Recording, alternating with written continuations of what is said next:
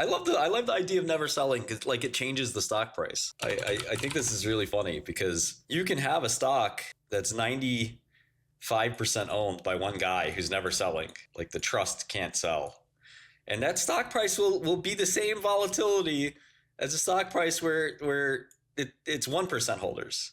It doesn't change anything because the marketplace is a bid and ask, and the bid and ask is determined by the buyer and the seller right now, not these guys on the sidelines. In fact, it probably makes it worse. So to me, that's the baggiest comment of all. It's an insane thing. It didn't work very well for AMC. It didn't work very well for many other companies. It doesn't matter if the company is going to grow or not. If I said I'm going to give you $15, there's no growth. $15 spread over 3 years, 5, 5, and 5. Would you buy that for $60? No, of course not. It's overvalued. That's like buying IonQ.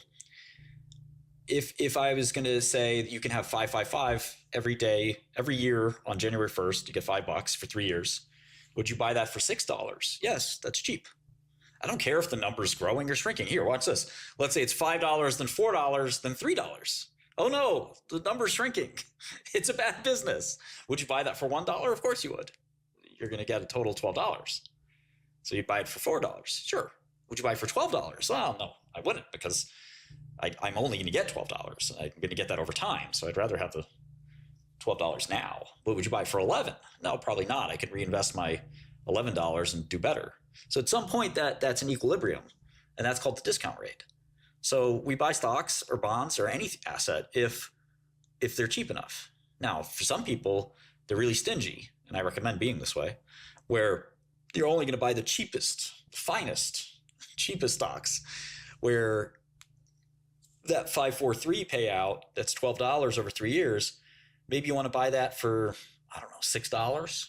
You want deep discounts. Supermicro, 22 million shares, down 7%. Now, in a situation like Supermicro or GameStop or even D-Wave, these are stocks where the market is trying to figure out what the price is. And it's the market is telling you something is wrong with this price because people are trading, and a trade is a disagreement. A trade is, I want to give you cash for this stock, or I want to give you stock for this cash.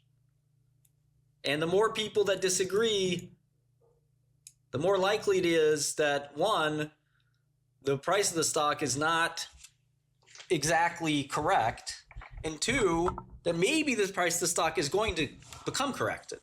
That's just, a good way to think about it. Volume is disagreement to me. Call it 50 or $60 billion have traded on these 25 stocks. So, the market sometimes is a little smaller than you might think. Is volume really disagreement? I think so. You've decided to change out your holding for cash or change out your cash for the holding. It's a big decision. Something forced you to do that, whether it was the price was attractive or you think the price is going to become less attractive or more attractive. That's portfolio sizing. Somebody asked about sizing. That's where I was going with it. Okay. So here's what I was saying in my Discord last night. So let's say you have $100,000. A lot of people want to hit it out of the park.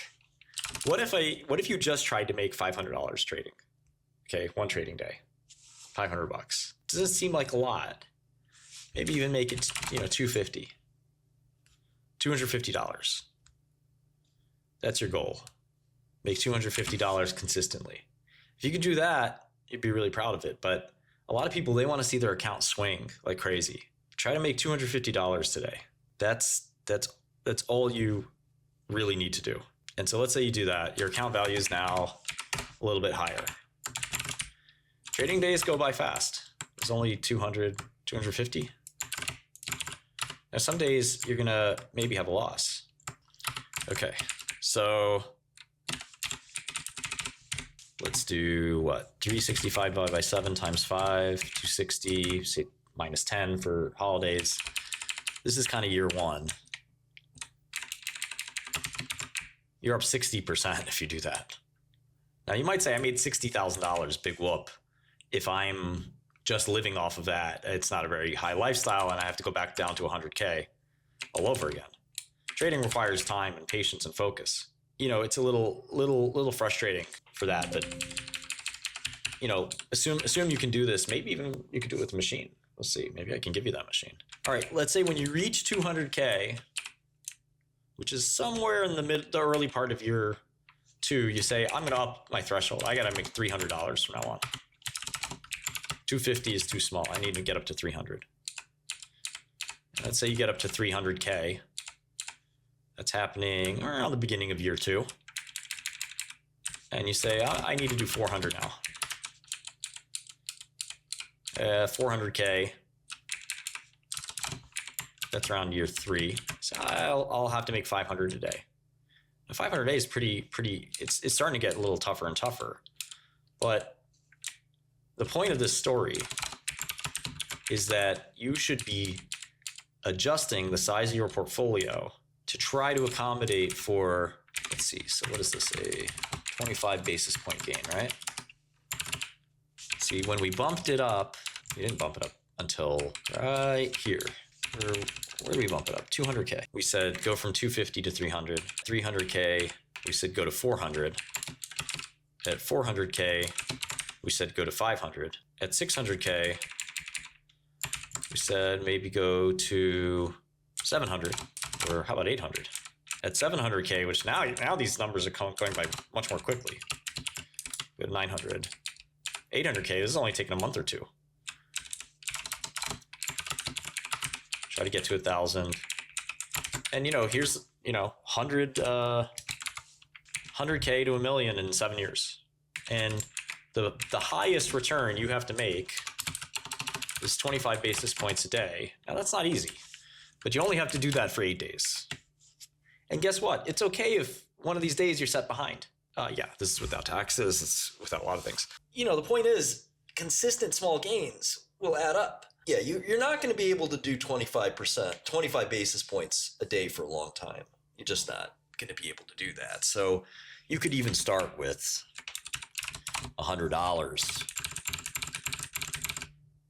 and then try to see if you can ramp it up to 150. And maybe you can ramp it up to 200. And these 200s are going to be pretty hard, but challenge yourself. Challenge yourself to do that.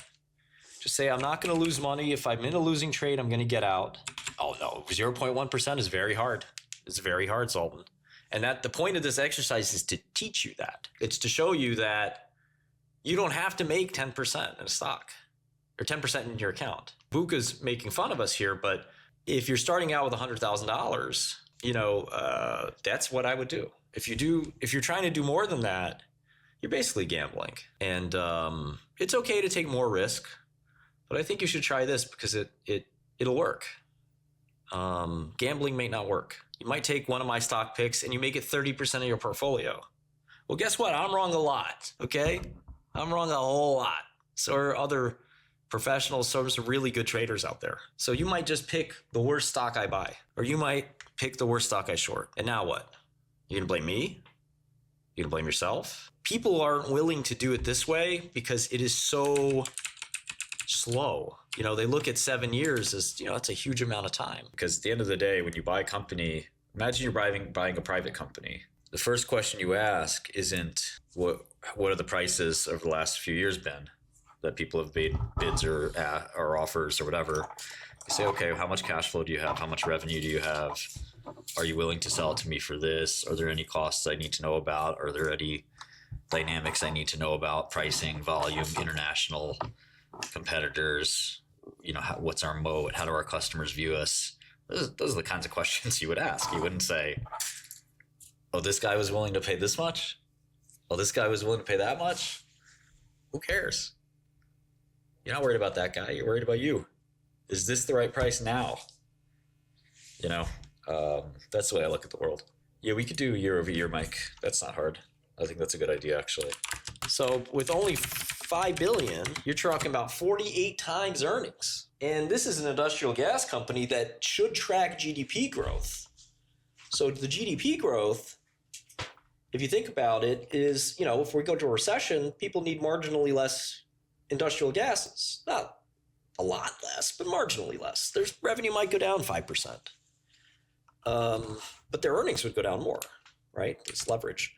It would go down 10% or something. So Would you pay 45 times earnings for a kind of cyclically exposed company with no growth? That seems like a terrible deal. And this is why I'm bearish, because this is a great company. Look at the return on capital, okay? Return on tangible assets. So tangible assets are what? Yeah, I'm going to even exclude cash. I'll do the Buffett return. Accounts receivable, inventories, and PP&E. That's the sort of capital. And then the return on that is 10 billion. So if you set up a plant to fractionate krypton, you said, I don't have $31.6 billion, but maybe I have $31 million, or maybe I have $31,000. Now, you might have some level what you have to even get started. I don't know that you can fractionate krypton or xenon with $31,000, but maybe it's $316,000. Maybe it's $3 million. So just keep multiplying by 10 and find the basic level where you can fractionate krypton or xenon or any one of their gases and say, okay, thank you, Wyatt. I want to get into this game. I want to get into the game Lindy's doing. I'm going to put up, let's say it's $3 million for one of these gas plants. I'm going to put up $3.2 million. I saved some of it I'm borrowing from the bank as a loan, small business loan, whatever it is. My rich cousin's putting up some money. So I put up $3.1 million and I can expect a 33% return because that's what Lindy gets with its corporation. They also have a bunch of fat here that I don't have. I'm going to run my company a little leaner. They're also a big, slow company. So Anthony makes the point, oh, they must have better margins. Well, look, when we were in pharma, we make fun of Pfizer. We make fun of Merck for being so stupid and so slow. I'm sure Lindy is a well-run company, but there's some product they're not exploiting to the fullest. It might be because it's a small business. Go find their smallest gas. Maybe you can run it more efficiently. It's usually the bigger products that these companies ignore. Be some really rare gas that nobody plays with. And the CEO of Lindy, and he's worried about selling his hydrogen. He's worried about selling his oxygen, his nitrogen, his big products. He doesn't care about, selling argon or, one of the, I don't know which one. I don't know the industry. You got to know the industry. But, you find out, okay, there's some weird gas, technetium gas, that, I don't think you could make technetium gas, chlorine gas. I don't know what it is. So it could be a CFC, chlorofluorocarbon. It could be, it could be freon. It could be some other weird medical gas. You find the gas that you need to make, and you put up the plant for $3 million, and assume you make even higher return than them. But let's assume you make that 33% return. So you put up the $3 million, and you make the first year $1 million. But then the next year you also make another $1 million, and another, and another. This is a 33% return, right? This is like having a hedge fund that's making 33%. And that's why the corporate investment is the same as the financial investment. It's the same thing in a lot of ways. That is the whole point of corporate finance, is that the factory investment and the stock investment are really the same thing at the end of the day. That is what corporate finance is all about. Are they the same thing in reality? No. Building a factory is very different from trading a stock. But if you're Warren Buffett, you're not on the factory line. You're saying, hey, guys, go build a factory. I got management to do that. So to him, it's the same calculation. So it's not so bad to make 30% like this, because he can't make 30% in the stock market. But if I can make 30% fractionating gas, that's a deal. These guys are doing it. None of Lindy's customers love Lindy because it says Lindy. I mean, a couple of them might. But most of them are sitting there saying, look, I'll buy it from Berkshire for cheaper. Of course I will. And if you hire a couple of old Lindy people, oh, I know John from Lindy. Now we're doing Mindy. John and Martin Shkreli teamed up, and we got Mindy gas. And they got krypton for cheaper. I know, I like that guy, John. They hire another guy. Oh, Steve's selling the xenon over at Mindy. Mindy's doing great. And all of a sudden, you've got a gas company. That's why experience matters. A lot of these younger guys starting up companies, they got more energy than I do. They're smarter than I am. But experience matters too. You've seen more. You know how to treat a person. You know how to pay a person and motivate a person. You know the market really well. You've seen mistakes. You've made mistakes. that helps. And you want those younger people to work with, because you mentor them, you teach them, they teach you some tricks, you teach them your tricks. Everybody's doing tricks. And, you know, it's a symbiotic relationship. You know, I can't work to midnight every night like I used to. That's a lie. I still can. But in 5 or 10 years, I just can't do that. My heart's going to give out. Got to pay attention to my wife and kids. You know, I can't just go crazy. So better for me to, you know, let some of those guys have some upside, make them rich, and, you know, they'll be doing a little bit more of the work. I'll be doing a little more of the leadership and management, and we both win. And that's basically the idea of startups and capitalism. In some way, sometimes short selling is better, sometimes puts are better. In general, I prefer short selling. Options should scare you generally. Yeah, you gotta just, the same thing like stocks. You just gotta choose your entries, choose your pain points, know the volatility. Look at the historical return histogram. Do a simple, you guys wanna see how to do that? Let's do it. Let's go 𝗏𝗏, okay? Type fart in the terminal. I'm gonna zoom into the terminal so you see this. See that? Oh, look at that. I gotta take a photo of this. You type fart and 𝗏𝗏 pops up. You can hit enter at this point, or you can hit tab. I just hit tab, and you want the currency, and you do HP for historical prices. We may not have this for crypto. Oh, it's killing me. Well, let's pick a similarly crazy stock. Let's do Palantir. And then you do HP and you get this listing. So we'll do that. We'll make sure that crypto has this. And we just hit download. And I want Excel, but for some of you programmers, you might want JSON, but let's just do Excel. All right, here's the Excel. By the way, Yahoo Finance will not let you do this for free. So here's the data. And here's the simple, you do 1 day change.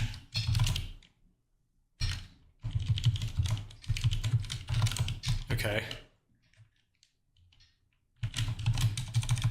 And we just go down for the last year, it looks like. It's the default. Okay. And then we're just going to do mean. In Excel, it's average. Okay. Average. There's 4 key ones you got to look at. Average, standard deviation, min, and max. These are the 4 that I really like. They change standard deviation. They have population standard deviation and sample standard deviation. I'm going to use .sample. And you can see that the standard deviation is 4%. So naively, you would say I should be able to survive a 3 sigma attack. So 3 sigma, does anybody know what percentage 3 sigma occurrences are? You guys should know. 99.73. 1 sigma is 68%. 2 sigma is 95%. 3 sigma is 99.73. Okay? So you figure you should survive a 3 sigma event. Now, let's sort of see what the minimum maximum here is. I find it almost hard to believe that Palantir, the worst day for Palantir in the last year was down 15. And the best day was up 24. So you can already see that this isn't a normal distribution. You know, clearly not quite normal. So another way you could sort of do it is say, well, let's just take the worst day ever and double it. You know, that's a pretty naive way to do it. But let's say I could see this stock go down 30%. You know, that's possible. How many, we should also do sample size here.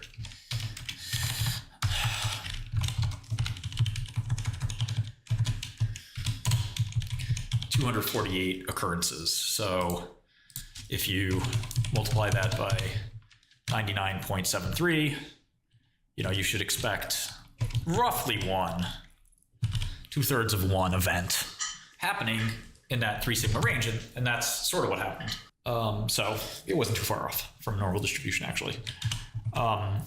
So in any event, around 20 million, we call. So in any event, you do this and you basically say, okay, whether it's 3 sigma or the worst event, or the worst event times 2. This can guide your position size, okay? So now you say, okay, max loss for me might be 5%. I cannot lose more than 5% of my portfolio. But your max loss might be higher. Might be, I'm okay losing 15% of my portfolio in one stock. Well, that's a lot. Well, if this is the most it can go down, say 30% in one day, that, you know, the daily thing matters because you want to stop yourself out.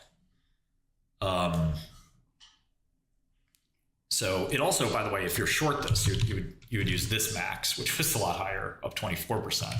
It's like theoretically it'd be possible for Palantir maybe to go up as much as 50% one day. Okay, so we're solving for what? For position size.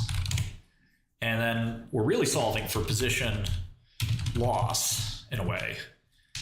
So we know what the max loss is, which is, in this case, down 30%. So how do we do the math here to figure out, well, what position when down 30% would result in a 15% loss to my portfolio? Well, there's a few ways to do this, but does anybody have a good idea? Well, you could do this really poorly. You could say, okay, well, if I had a 100% position, maybe that would work, but the smarter way to do it is divide, right? So it's 50% position. So if I have 50% position at a 30% position loss, that's kind of the most I should have on Palantir. And that's, you know, I want you to stop thinking about multiple times leverage or something like that. You know, I'd rather you think about it as, this is the position size, like that's it. It's not about, you know, necessarily leverage. So this, a 50% position, according to your survival metric, right, which is 15%, a 50% position could survive or bear, you know, it's at the periphery, it's at the boundary of surviving at a 30% loss. And your math says 30% loss is kind of the worst possible thing you can expect in a single day. But let's say you say, I'm happy to have 50% loss. Well, in that case, you could actually have a leveraged position. You can have a 1.7x your whole portfolio in this stock and still sort of live to see another day. You have 95%, you can be 3x levered. So it's not that leverage is bad, it's just that you really have to understand it. And the problem is, as you can see, these assumptions are pretty much not, I was actually talking to my girlfriend about this last night, they're not always grounded in reality, because just because the observance, you know, the things you've observed have a certain distribution doesn't mean the next observation won't be out of whack, right? There's the famous turkey example where the turkey says every day the farmer comes in and feeds us. So the next time the farmer comes in, he's going to feed us, but the next day is Thanksgiving. Farmer's not coming in to feed him. Farmer's coming in to do the opposite. You know, you have to be pretty careful about that. One way you can look at it is you look at the actual limits and the bounds of what are the company's assets themselves. Are they diversified? Are they a company with a single asset?